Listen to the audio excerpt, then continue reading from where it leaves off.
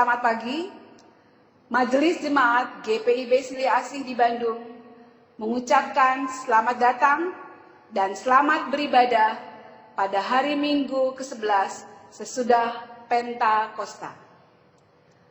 Adapun tema hari ini adalah Gereja Pejuang Kebenaran berdasarkan bacaan Alkitab dari Kisah Para Rasul pasal 28 ayat 17 sampai 29. Kiranya ibadah yang kita lakukan berkenan di hadapan Tuhan dan kita diberkati olehnya. Pelayanan firman Tuhan dalam ibadah ini akan dilayani oleh Pendeta Estetiana E. Sasela Raprap STH. Jemaat Tuhan, sekarang marilah berdiri untuk menyambut firman Tuhan hadir di tengah persekutuan ini.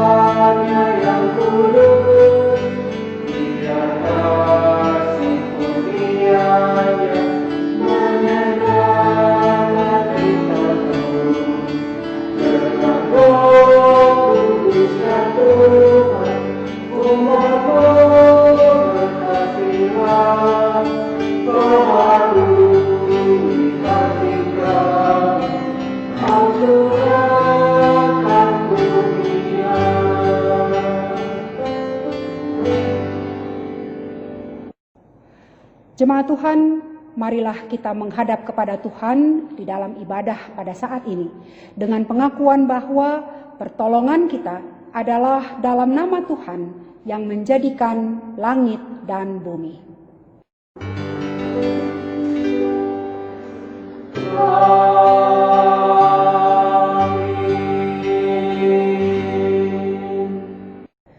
Firman Tuhan yang menjadi nas pembimbing pada hari ini adalah Filipi 1 ayat 27 yang berkata, "Hendaklah hidupmu berpadanan dengan Injil Kristus, supaya kamu teguh berdiri dalam satu roh dan sehati sejiwa, berjuang untuk iman yang timbul dari berita Injil, dengan tiada digentarkan sedikit pun oleh lawanmu."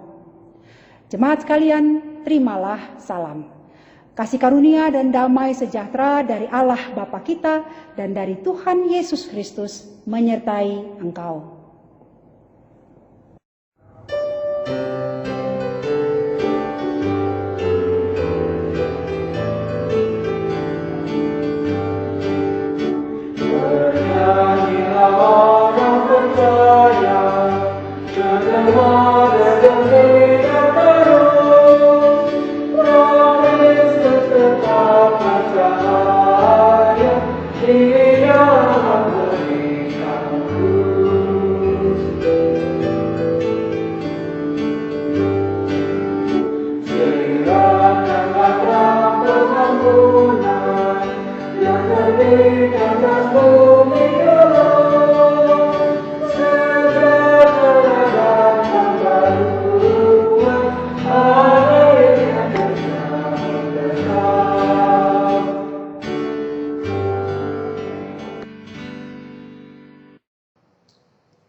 Jemaat Tuhan, marilah kita naikkan doa hari ini.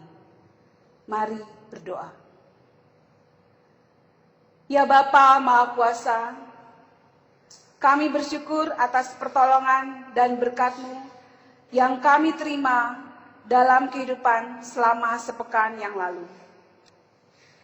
Memulai kehidupan kami di pekan yang baru ini, kami datang untuk beribadah, bersujud sembah, dan memuji nama Tuhan. Layakkanlah kami dan berkenanlah atas ibadah, sembah sujud, dan pujian yang kami panjatkan kepadamu. Saat ini, kami datang kepadamu ya Bapa, untuk juga memohon belas kasihan-Mu. Kami mengaku bahwa sering gagal menjadi murid Tuhan. Kami takut mengatakan kebenaran dan cenderung mencari rasa aman yang palsu. Kami enggan memperjuangkan keadilan dan perdamaian di tengah-tengah masyarakat kami.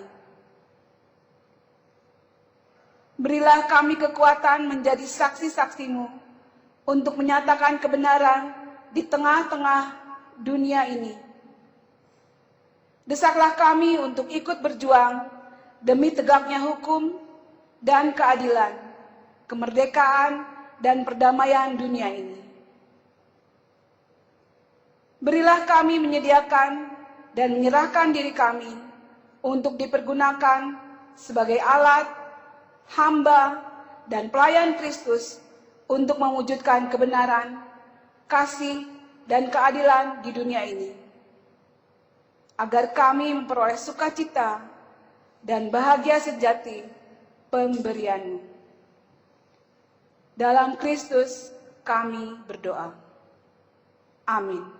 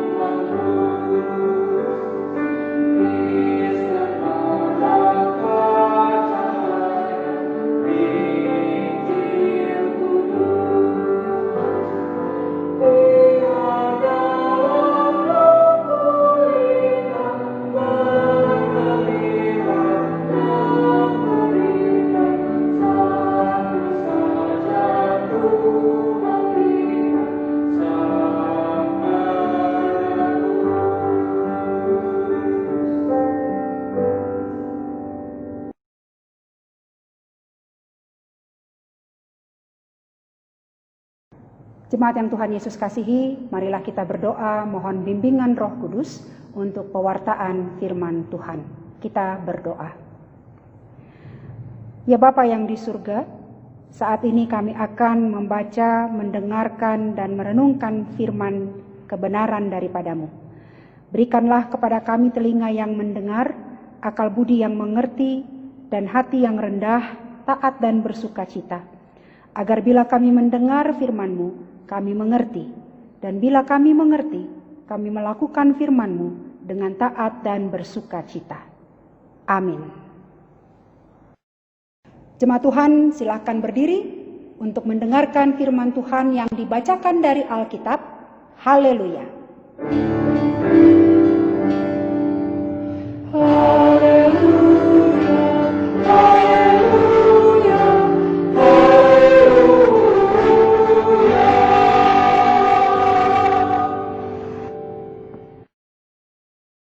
Pembacaan Alkitab pada hari ini adalah dari Kisah Para Rasul pasal 28 ayat 17 sampai 29 yang menceritakan 3 hari kemudian Paulus memanggil orang-orang terkemuka bangsa Yahudi, dan setelah mereka berkumpul, Paulus berkata, "Saudara-saudara, meskipun aku tidak berbuat kesalahan terhadap bangsa kita atau terhadap adat istiadat nenek moyang kita, namun aku ditangkap di Yerusalem dan diserahkan kepada orang-orang Roma. Setelah aku diperiksa, mereka bermaksud melepaskan aku, karena tidak terdapat suatu kesalahan apapun padaku yang setimpal dengan hukuman mati. Akan tetapi orang-orang Yahudi menentangnya dan karena itu terpaksalah aku naik banding kepada Kaisar. Tetapi bukan dengan maksud untuk mengadukan bangsaku. Itulah sebabnya aku meminta supaya aku melihat kamu dan berbicara dengan kamu. Sebab justru karena pengharapan Israel lah aku diikat dengan belenggu ini. Akan tetapi mereka berkata kepadanya, kami tidak menerima surat-surat dari Yudea tentang engkau dan juga tidak seorang pun dari saudara-saudara kita datang memberitakan apa-apa yang jahat mengenai engkau. Tetapi kami ingin mendengar dari engkau bagaimana pikiranmu tentang mazhab ini.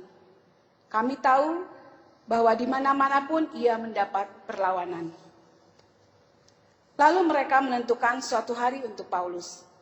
Pada hari yang ditentukan itu, datanglah mereka dalam jumlah besar ke tempat tumpangannya. Ia menerangkan dan memberi kesaksian kepada mereka tentang kerajaan Allah, dan berdasarkan hukum Musa dan kitab para nabi, ia berusaha meyakinkan mereka tentang Yesus. Hal ini berlangsung dari pagi sampai sore. Ada yang dapat diyakinkan oleh perkataannya, ada yang tetap tidak percaya. Maka bubarlah pertemuan itu dengan tidak ada kesesuaian di antara mereka. Tetapi Paulus masih mengatakan perkataan yang satu ini.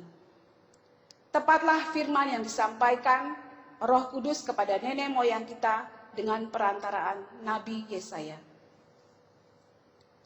Pergilah kepada bangsa-bangsa ini dan katakanlah, kamu akan mendengar dan mendengar, namun tidak mengerti. Kamu akan melihat dan melihat, namun tidak menanggap. Sebab hati bangsa ini telah menebal, dan telinganya berat mendengar, dan matanya melekat tertutup. Supaya jangan mereka melihat dengan matanya, dan mendengar dengan telinganya, dan mengerti dengan hatinya. Lalu berbaliklah, sehingga aku menyembuhkan mereka. Sebab itu kamu harus tahu, bahwa keselamatan yang daripada Allah ini disampaikan kepada bangsa-bangsa lain, dan mereka akan mendengarnya. Dan setelah Paulus berkata demikian, pergilah orang-orang Yahudi itu dengan banyak perbedaan paham antara mereka. Demikian pembacaan Alkitab. Hendaklah firman Tuhan dengan segala kekayaannya menetap di antara kamu dan ucaplah syukur kepada Allah.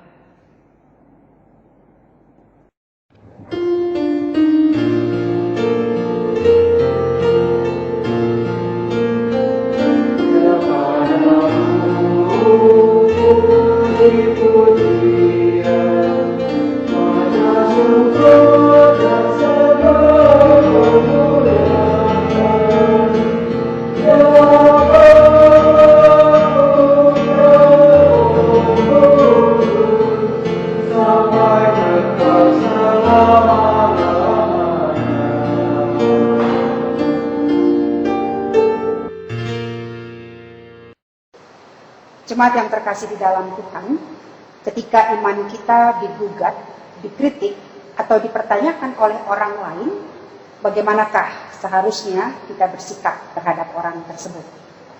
Sikap atau reaksi yang kita tunjukkan adalah sama seperti sikap yang Paulus tunjukkan kepada orang-orang Yahudi, baik yang ada di Yerusalem maupun yang ada di Roma. Ketika iman Paulus dan juga pemberitaan Injil yang dia lakukan digugat, dikritik, atau dipertanyakan. Itulah yang kita baca melalui pembacaan Alkitab pada hari ini tadi. Diceritakan dalam perikop bacaan kita bahwa Paulus melakukan klarifikasi. Inilah yang Paulus tunjukkan ketika imannya, karya pelayanannya digugat dan dikritik. Paulus melakukan klarifikasi atau penjelasan terhadap orang-orang Yahudi yang ada di Roma tentang imannya kepada Kristus dan pemberitaan Injil yang dilakukannya. Kita membaca tadi bahwa menurut judul dari Lembaga Alkitab Indonesia untuk perikop ini, pembicaraan dengan orang Yahudi di Roma. Jadi Paulus pada saat itu sedang berada di Roma. Keberadaan Paulus di Roma adalah sebagai tahanan kota. Dia ada di kota Roma karena dia sedang dalam upaya untuk naik banding kepada kaisar atas perkara pengadilan yang dituduhkan atau diajukan oleh orang-orang Yahudi di Yudea atau di Yerusalem. Jadi, karena Paulus itu seorang yang giat untuk memberitakan Injil, dia lalu dibenci dan dimusuhi oleh orang-orang Yahudi.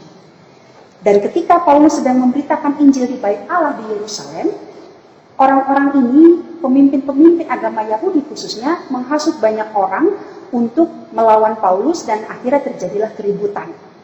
Lalu dalam keributan itu datanglah tentara Romawi yang kemudian menahan Paulus di tahanan penjara Roma, tapi yang terletak di Yerusalem. Para pemuka agama Yahudi dan orang-orang Yahudi yang membenci ini sebenarnya menginginkan sekali supaya Paulus itu diadili di Yerusalem. Tapi Paulus tidak mau. Kenapa? Karena Paulus tahu bahwa ada komplotan orang Yahudi yang hendak membunuh Paulus ketika pengadilan itu nanti berlangsung. Karena itulah Paulus minta naik banding ke kaisar di Roma. Jadi karena permohonan naik banding itulah sekarang Paulus ada di Roma. Kalau Bapak Ibu mau baca cerita lengkapnya, Bapak Ibu bisa baca mulai dari Kisah Para Rasul 21. Bagaimana lika-liku perjalanan yang Paulus alami sehingga Paulus sampai di kota Roma di perikop bacaan kita ini. Saudara-saudara, dikisahkan atau diceritakan dalam bacaan kita tadi bahwa Paulus ada di Roma dan dia ada sebagai tahanan kota. Jadi Paulus itu tidak dipenjara, tapi dia sebagai tahanan di kota. Lalu di Roma, dia menyewa sebuah rumah untuk dia tinggal, pakai dananya sendiri. Walaupun tidak dipenjara, tapi Paulus dijaga oleh tentara-tentara Roma. Nah, Paulus tetap bisa menerima tamu di rumahnya, tapi dia tidak boleh keluar dari kota Roma. Itu yang namanya tahanan kota. Sewaktu Paulus menjadi tahanan kota ini, karena dia boleh menerima tamu, maka dia meminta untuk bertemu dengan tokoh-tokoh Yahudi yang ada di Roma. Memang saudara-saudara pada waktu itu, di kota Roma itu orang Yahudi sudah cukup banyak. Di kota Roma itu setidaknya ada sekitar 6 sinagoge, yang mengartikan bahwa telah ada cukup banyak orang Yahudi di kota Roma. Dan orang Yahudi sudah tersebar juga kemana-mana. Nah, Paulus minta bertemu dengan orang-orang Yahudi, dengan tokoh-tokoh orang Yahudi yang ada di kota Roma. Di dalam pertemuan itu, Paulus menjelaskan kenapa dia mengajukan banding. Paulus menjelaskan bahwa dia tidak pernah melakukan kesalahan, bahwa dia tidak melanggar hukum Taurat, dia tidak melanggar ketentuan-ketentuan dalam hukum-hukum Yahudi. Bahwa yang dilakukan Paulus hanyalah mengajar dan memberitakan Injil Kristus. Hanya mengajarkan tentang penggenapan orang Israel yang dulu dinubuatkan dalam perjanjian lama dan sekarang telah digenapi di dalam Yesus Kristus. Lalu kita baca, saudara-saudara, reaksi orang-orang tokoh-tokoh Yahudi yang diundang untuk bertemu ini. Mereka bilang begini, kami sebenarnya nggak dapat surat satupun tentang engkau. Dan ada orang yang datang dari Yerusalem ke Roma pun mereka tidak bawa kabar buruk tentang engkau. Cuma memang kami dengar mazhab yang engkau ajarkan itu, jadi pada waktu itu kekristenan masih dianggap mazhab. Ya. Kami mendengar bahwa mazhab yang engkau ajarkan itu mendapatkan perlawanan. Hanya itu yang kami dengar. Jadi dengan kata lain, orang-orang atau tokoh-tokoh pemuka agama Yahudi ini tidak dapat mengambil sikap atau keputusan. Karena itulah kemudian mereka berunding menentukan satu waktu tertentu untuk semua orang Yahudi yang ada di kota Roma, siapapun yang bisa waktunya untuk berkumpul, mereka berkumpul bersama membicarakan soal ini. Dan pada hari yang ditentukan, berkumpullah orang-orang Yahudi di rumah Paulus. Dan sekali lagi, Paulus menjelaskan imannya. Paulus menjelaskan karya pekabaran Injil yang dilakukannya. Paulus menjelaskan bahwa sebetulnya yang Paulus beritakan adalah pengharapan orang Israel tentang Mesias yang dulu lama dinantikan, sesungguhnya sekarang sudah digenapi di dalam Kristus Yesus. Jadi dalam pertemuan itu Paulus berusaha sekali untuk meyakinkan orang-orang Yahudi yang ada di Roma. Tetapi reaksinya ternyata tidak seperti yang diharapkan oleh Paulus. Dalam bacaan kita tadi diceritakan bahwa dari begitu banyak orang Yahudi yang berkumpul, ada yang percaya, ada yang bisa diyakinkan, tapi ada juga yang tidak bisa diyakinkan, yang tetap tidak mau menerima Injil yang diberitakan oleh Paulus. Dan bagi mereka yang tidak percaya, Paulus mengomentari dengan mengutip ucapan yang terdapat dalam kitab Yesaya, ucapan dari Nabi Yesaya yang kita baca di ayatnya yang ke-26 sampai 27. Pergilah, katakanlah kepada bangsa ini, kamu akan mendengar dan mendengar namun tidak mengerti. Kamu akan melihat dan melihat namun tidak menanggap. Sebab hati bangsa ini telah menebal dan telinganya berat mendengar dan matanya melekat tertutup, supaya jangan mereka melihat dengan matanya dan mendengar dengan telinganya dan mengerti dengan hatinya, lalu berbalik sehingga aku menyembuhkan mereka. Atau singkatnya Paulus mau bilang begini, ya kalau memang gak percaya dari dulu sudah dinubuatkan, memang dasar bangsa Israel itu bangsa yang hatinya telah menebal, yang telinganya telah begitu berat untuk mendengar dan matanya begitu melekat tertutup sehingga tidak bisa menerima, mendengar berita Injil yang disampaikan. Walau demikian saudara-saudara, kalau kita meneruskan bacaan kita, tadi kita hanya membaca sampai ayat 29, kalau kita lanjutkan di ayat 30 dan 31, maka di situ dikatakan begini. Selama 2 tahun Paulus tinggal di rumah yang disewanya di kota Roma itu. Yang disewanya sendiri, artinya dengan uangnya. Dan dia menerima semua orang yang datang padanya. Dengan terus terang dan tanpa rintangan apa-apa. Dia memberitakan kerajaan Allah dan mengajarkan Tuhan tentang Tuhan Yesus Kristus. Artinya, sekalipun ada banyak orang yang tidak percaya karena hati menebal, telinga berat mendengar, mata melekat tertutup, tapi tidak membuat Paulus mundur dalam pekerjaan memberitakan Injil. 2 tahun tinggal di Roma, selama 2 tahun itu juga Paulus tetap memberitakan Injil dengan terus terang, tanpa rintangan. Artinya bukan tidak ada masalah, tidak ada halangan sama sekali. Tetapi yang dimaksud adalah bahwa Paulus tidak menganggap rintangan atau halangan itu sebagai sesuatu yang menghambat dia, yang dapat membuat dia berhenti untuk memberitakan Kristus dan Injil, kebenaran itu. Jemaat Tuhan, apa pesan bacaan ini bagi kita sekarang ini? Sama seperti dikatakan di awal tadi. Kalau iman kita digugat, iman kita dikritik, iman kita diserang, maka belajar dari Paulus, kita harus mengklarifikasinya. Kita harus menjelaskannya.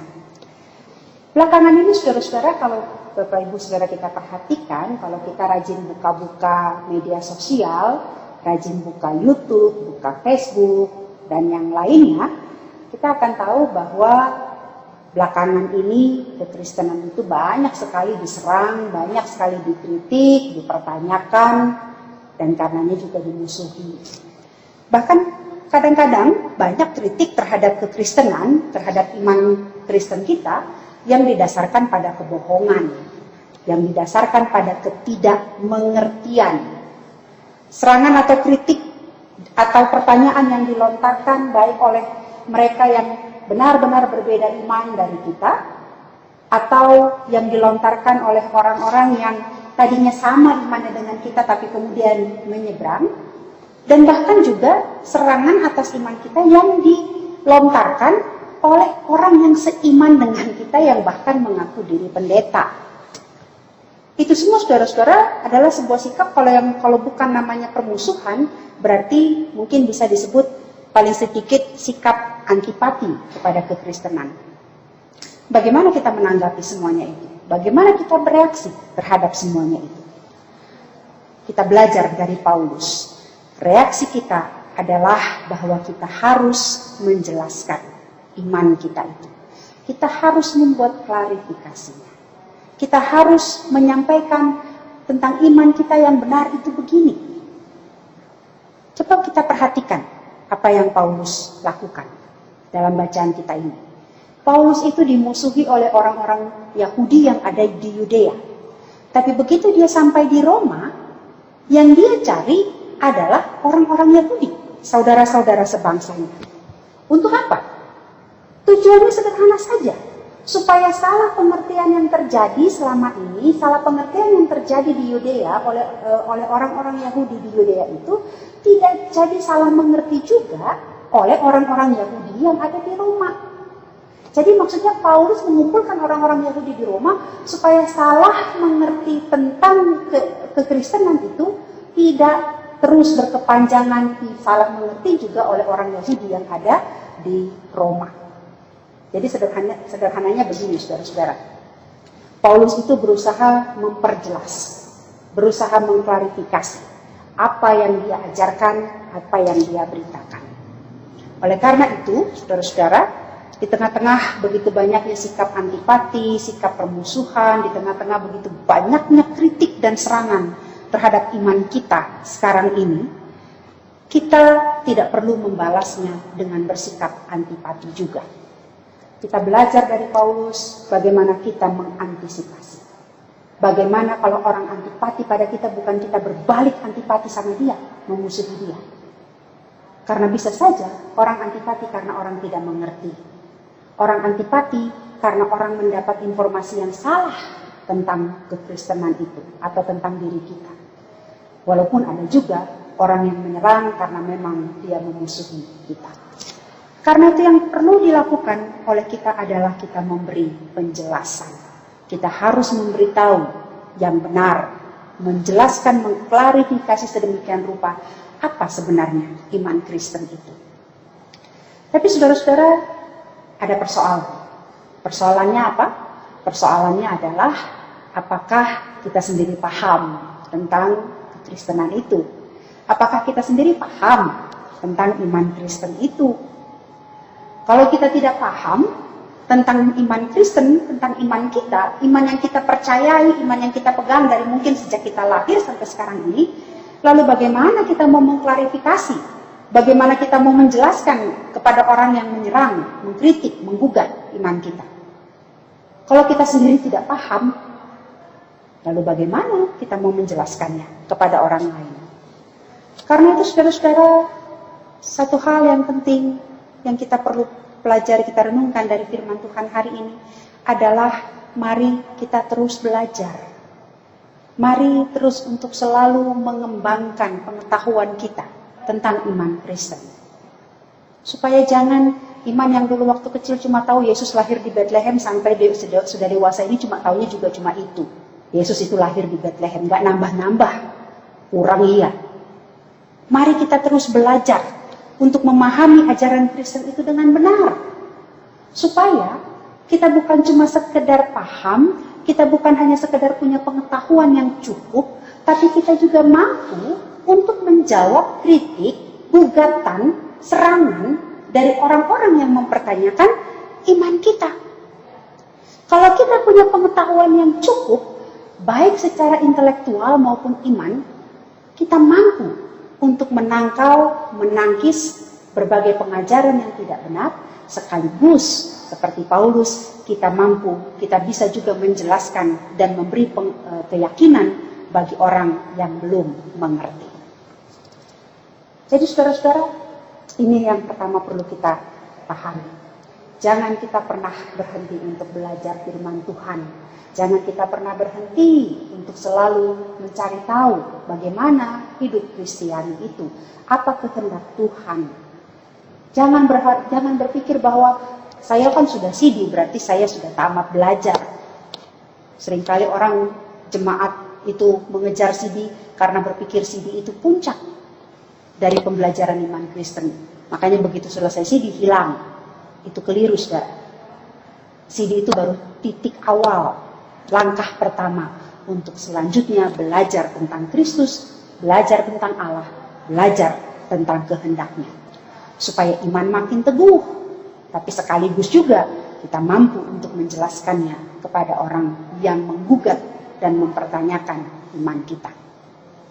Hal yang kedua, saudara-saudara, yang kita renungkan dari firman Tuhan ini adalah seperti yang kita baca tadi di ayat-ayat terakhir dari perikop bacaan, bahwa ada orang-orang yang tidak percaya, tidak menerima perkataan Paulus. Orang-orang yang dikatakan oleh Paulus tadi, hati menebal, telinga berat mendengar, dan mata melekat tertutup. Sehingga mendengar, nggak ngerti, melihat, tapi nggak tanggap. Begitu. Apa maksudnya? Maksudnya adalah bangsa Israel itu seperti yang dikatakan Yesaya, adalah bangsa yang, kalau saya suka bilang pakai istilah kopeh, bangsa yang kopeh, yang dibilangin nggak mau dengar, dibilangin nggak mau ngerti. Maka jadi sekalipun Paulus menjelaskan sampai berbusa pun, mereka tetap tidak percaya. Memang ada yang percaya, tapi ada juga yang tidak percaya. Begitu juga dengan kita, saudara-saudara. Mungkin kita capek-capek menjelaskan, kita capek-capek mengklarifikasi, kita capek-capek mengangkat segala dalil, membuka semua bagian dalam Alkitab untuk menunjukkan begini loh iman Kristen, begini loh caranya, begitulah petunjuknya. Tapi tetap saja ada orang yang bisa saja tetap tidak percaya. Tapi pertanyaannya, kalau orang tidak percaya, apa lalu kita berhenti? Tidak. Paulus dengan jelas memperlihatkan teladan itu bagi kita. Paulus tidak pernah berhenti memberitakan Injil. 2 tahun Paulus di Roma, 2 tahun tinggal sebagai tahanan kota, 2 tahun dia melayani semua orang yang datang kepadanya dan memberitakan Injil dengan terus terang dan tidak menganggap halangan, rintangan sebagai hal yang bisa memundurkan niat dan motivasinya memberitakan Injil. Paulus tidak pernah gentar, Paulus tidak pernah merasa bosan, capek, diajarin gak ngerti-ngerti, ya sudah, tidak. Demikian juga dengan kita ini. Tema pemberitaan firman Tuhan dalam Sabda Guna Dharma Krida hari ini adalah gereja pejuang kebenaran, pakai tanda tanya. Artinya mau mempertanyakan kepada kita, apakah kita sebagai gereja, kita juga menjadi pejuang-pejuang kebenaran? Dan yang namanya pejuang berarti tak pernah kenal lelah, tak pernah pantang mundur, tak kenal takut untuk selalu memperjuangkan, memperkatakan kebenaran. Dan kebenaran itu adalah Injil. Kebenaran itu adalah firman Tuhan. Kebenaran itu adalah kehendak Tuhan. Di tengah-tengah situasi bangsa dan negara kita saat ini, iman kita semakin ditantang. Kekristenan kita semakin ditantang. Karena itu, mari terus belajar. Supaya kita mampu untuk menjelaskan, mampu bertahan dalam iman kita. Dan sekaligus dengan belajar, dengan pengetahuan, kita juga terus mempunyai keteguhan hati untuk terus memberitakan kebenaran firman Tuhan dengan segala daya dan upaya kita, tanpa pernah pantang, tanpa pernah mundur atau takut.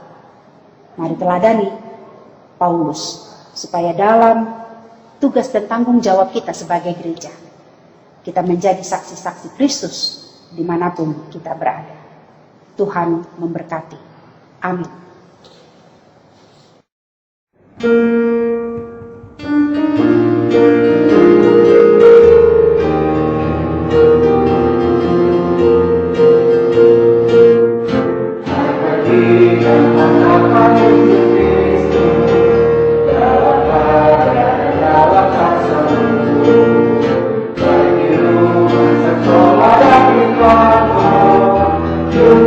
Setiap waktu dan tempat,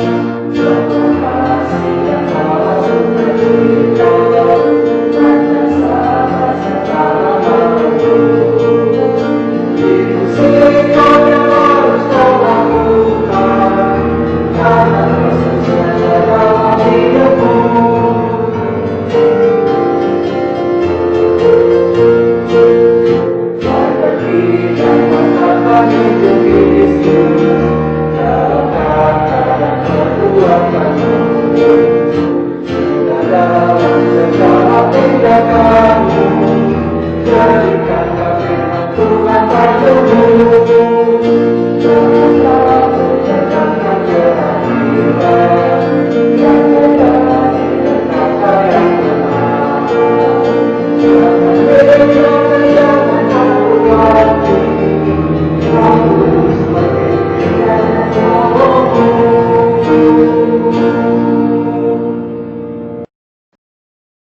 Jemaat silahkan berdiri. Bersama dengan semua orang percaya di segala waktu dan tempat, mari ikrarkan pengakuan iman kita menurut pengakuan iman rasuli. Dalam sikap yang sempurna, serta dengan hati dan mulut hendaklah masing-masing berkata, Aku percaya kepada Allah, Bapa yang Maha Kuasa, Khalik langit dan bumi, dan kepada Yesus Kristus, anaknya yang tunggal Tuhan kita, yang dikandung daripada Roh Kudus, lahir dari anak darah Maria, yang menderita di bawah pemerintahan Pontius Pilatus, disalibkan, mati, dan dikuburkan, turun ke dalam kerajaan maut. Pada hari yang ketiga, bangkit pula dari antara orang mati, naik ke surga, duduk di sebelah kanan Allah, Bapa yang Maha Kuasa, dan akan datang dari sana untuk menghakimi orang yang hidup dan yang mati. Aku percaya kepada Roh Kudus, gereja yang kudus dan am, persekutuan orang kudus, pengampunan dosa, kebangkitan daging, dan hidup yang kekal. Jemaat Tuhan, mari kita berdoa. Ya Tuhan, Allah Bapa kami yang Maha Kasih, kami bersyukur kepadamu atas kasih-Mu dalam hidup kami sampai saat ini. Hari ini Engkau persatukan lagi kami, baik dalam keluarga kami masing-masing, maupun kami bersama dengan keluarga-keluarga lain dalam jemaat-Mu ini, melalui ibadah hari Minggu, yang kami lakukan dari tempat kediaman kami masing-masing. Ya Tuhan, Allah Maha Kudus, kami bersyukur juga karena telah mendengarkan firman kudus-Mu. Berikanlah kepada kami hikmat dan kebijaksanaan untuk mengerti segala maksud dan kehendak-Mu dalam hidup kami, agar kami dapat menjalani kehidupan pribadi, rumah tangga dan keluarga kami, kehidupan berjemaat dan kehidupan bermasyarakat, berbangsa dan bernegara kami sesuai dengan kehendak-Mu itu. Bapa di dalam surga, dalam syafaat ini kami mau berdoa bagi bangsa dan negara kami, Indonesia yang kami cintai. Mohon berkat-Mu atas hidup bangsa dan negara ini, Bapa, supaya kami senantiasa hidup dalam damai sejahtera, hidup dalam kasih-Mu, dan kami terus bergerak maju ke arah yang lebih baik daripada yang ada sekarang ini. Berkatilah pemerintah kami, pemimpin-pemimpin bangsa ini dengan hikmat kebijaksanaan, agar mereka dapat memerintah bangsa ini dengan bijaksana dan adil. Berikanlah kepada seluruh rakyat Indonesia kemauan untuk menjaga kerukunan dalam hidup bersama, kemauan untuk bekerja keras dan berperan aktif di dalam membangun kehidupan bangsa dan negara ini. Berkatilah kiranya upaya-upaya pemerintah kami untuk menghadirkan damai sejahtera, keadilan yang merata bagi seluruh rakyat Indonesia. Dan berkatilah juga upaya-upaya pemerintah kami untuk menyelesaikan berbagai persoalan dan pergumulan yang terjadi. Baik persoalan karena bencana alam, karena pandemi COVID-19, karena kemiskinan, karena kurangnya rasa saling menghargai, dan timbulnya gesekan karena perbedaan-perbedaan, khususnya perbedaan iman. Kami mohon Bapa agar kiranya segala persoalan yang terjadi di dalam negara kami ini, Engkau campur tangan, supaya upaya-upaya untuk menyelesaikannya boleh terjadi, dan bangsa kami kembali hidup di dalam kedamaian. Bapa di surga, kami berdoa juga secara khusus untuk setiap upaya pemerintah kami dalam menangani COVID-19. Kami sungguh menyerahkan harapan dan kerinduan kami agar bangsa kami boleh terbebas dari virus corona ini, Bapak. Berkatilah vaksin yang telah ditemukan dan sekarang sedang diuji cobakan, kiranya boleh berhasil. Tolong juga bangsa kami, rakyat Indonesia, untuk tertib melakukan apa yang menjadi peraturan demi kebaikan bersama. Kami berdoa ya Bapa, menyerahkan kehidupan umat beragama di negara kami ini. Tolonglah agar kiranya selalu saling menghargai dan menjaga kerukunan hidup umat beragama. Tuhan yang Maha Kasih, kami mau berdoa untuk gereja-gerejamu di seluruh muka bumi. Kiranya Engkau memberkati supaya gerejamu tetap setia di dalam panggilan dan pengutusannya, berkarya dan memberitakan Injil bagi namamu. Kami berdoa untuk gereja-gereja di GPIB, baik di kota-kota besar maupun di pelosok-pelosok, juga di pos-pos pelayanan dan kesaksian. Berkatilah kiranya majelis sinode kami, berkatilah mupel-mupel dengan BP mupelnya masing-masing, berkatilah majelis-majelis jemaat di tiap-tiap jemaat, dan berkatilah seluruh pelayan Tuhan, baik pendeta, penatua, diaken, maupun pengurus pelkat dan para pelayan lainnya. Secara khusus kami mau berdoa bagi gereja Tuhan di tempat ini, Jemaat GPIB Cili Asih Bandung. Kiranya Tuhan Engkau memberkati seluruh pelayanan dan penata layanan yang dilakukan. Memberkati semua orang yang terpilih dan terpanggil untuk melaksanakan panggilan dan pengutusan di tengah-tengah jemaat. Berkatilah baik majelis jemaat, pengurus unit-unit misioner, pengurus pelkat, pelayan PA dan PT, BPPJ, komisi-komisi dan panitia-panitia. Berkatilah juga bahkan pegawai karyawan kantor sekretariat majelis jemaat di tempat kami ini. Berkatilah juga hamba-hambamu yang melayani. Kami mendoakan secara khusus Ibu Pendeta Marta Petergani di hari tuanya. Bila mana beberapa hari yang lalu beliau boleh purna bakti dalam tugas dan tanggung jawabnya mendidik dan mengajar. Kami bersyukur atas waktu dan kesempatan yang Tuhan beri baginya untuk dia melayani Tuhan melalui bidang pendidikan dan pengajaran ini, dan juga atas pelayanannya bagi jemaat Tuhan di Cili Asih. Berkatilah hambamu di hari tuanya, biarlah kesehatan yang baik selalu ada baginya, dan sukacita menjalani kehidupan bersama dengan anak-anak, keluarga besarnya, dan juga dengan jemaat Tuhan di Cili Asih. Kami berdoa bagi Vikaris Syantris Gumino. Kiranya Tuhan memberkati dia dalam seluruh proses vikariat yang dijalaninya di tahun kedua ini. Dan dalam persiapan untuk menanti kabar sambil sekaligus juga persiapan-persiapan untuk rencana peneguhan bila mana Tuhan berkenan. Supaya kiranya semua boleh berjalan dengan baik. Dan secara pribadi dia boleh diperlengkapi oleh Tuhan untuk siap menjadi pelayan. Tuhan yang Maha Kasih, kami mau berdoa bagi keluarga-keluarga dalam jemaat ini. Berkatilah kiranya jemaat Tuhan dalam kehidupan mereka masing-masing, dalam pergumulan, perjuangan, dalam setiap upaya yang mereka lakukan untuk kehidupan mereka di masa kini dan masa yang akan datang.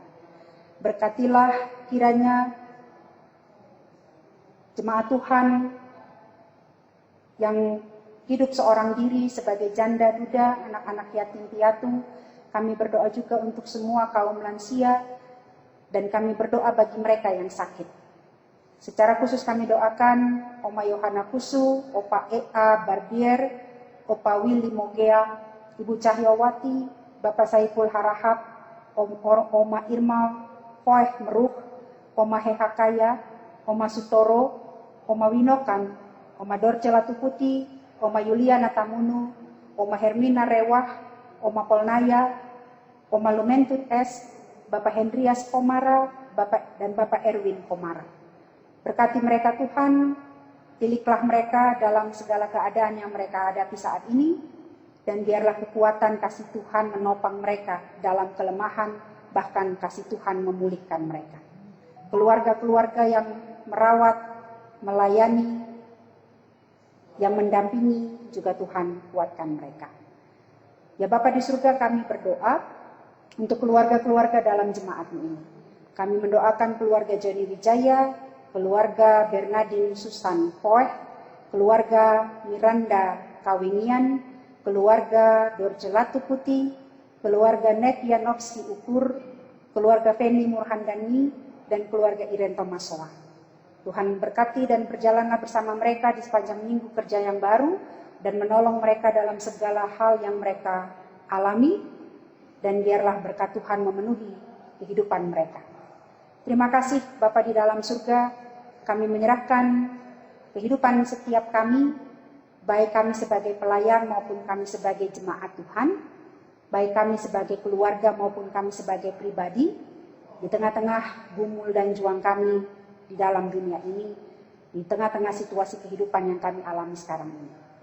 Dan kami percaya bahwa bersama dengan Tuhan kami sanggup untuk menghadapi segala sesuatu yang terjadi. Dan Tuhan akan memberikan kepada kami apa yang kami perlu menurut kasih dan kehendak-Mu atas kami.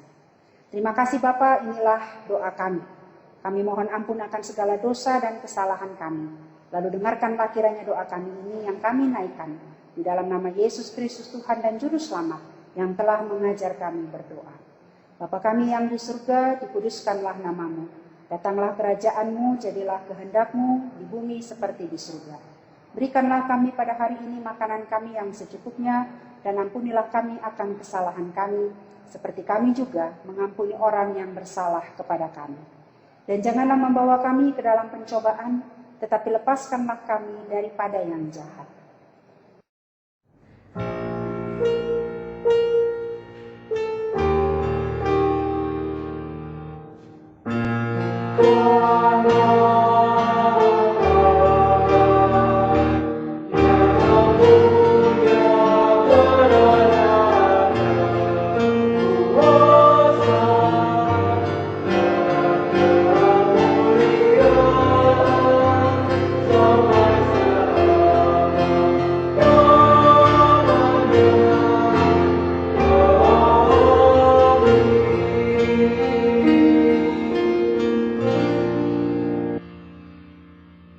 Silakan duduk. Bila bangsa Israel bersukacita karena kerelaan mereka masing-masing, sebab dengan tulus hati mereka memberikan persembahan sukarela kepada Tuhan, maka hendaklah kita juga dengan rela dan tulus hati memberikan persembahan kita sebagai tanda syukur atas berkat yang telah kita terima dari Tuhan. Tuhan memberkati saudara dan persembahan yang saudara berikan.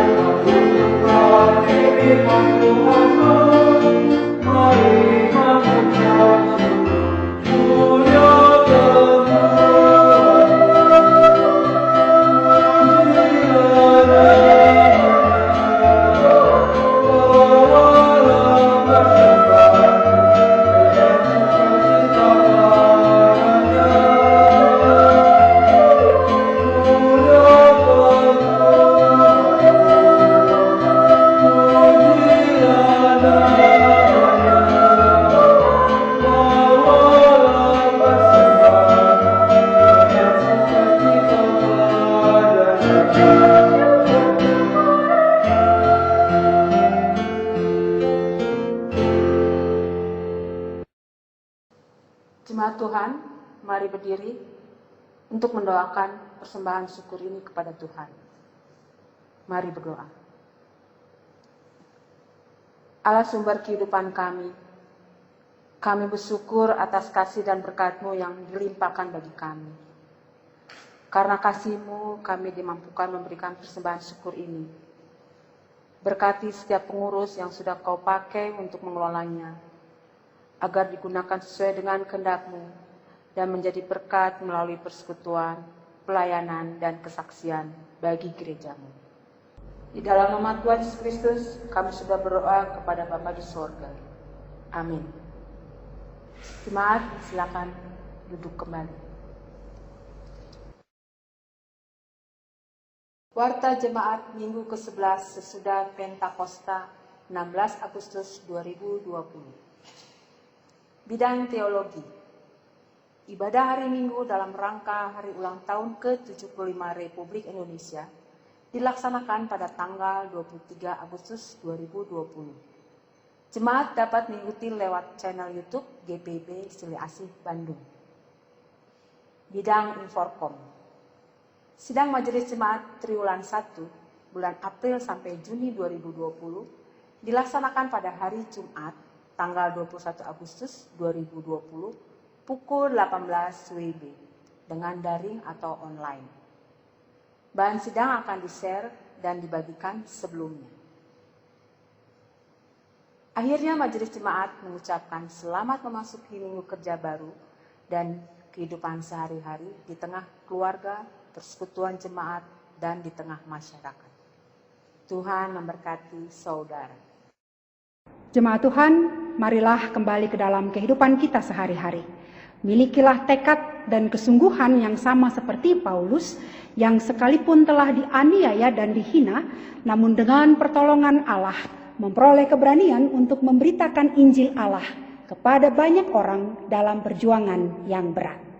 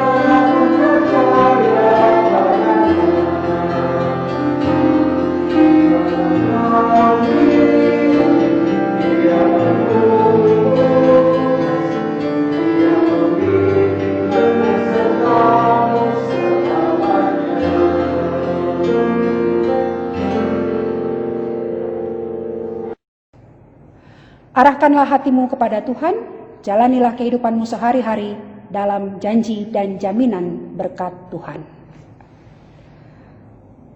Allah sumber segala kasih karunia, yang telah memanggil kamu dalam Kristus kepada kemuliaan-Nya yang kekal, akan melengkapi, meneguhkan, menguatkan, dan mengokohkan kamu. Dialah yang mempunyai kuasa sampai selama-lamanya.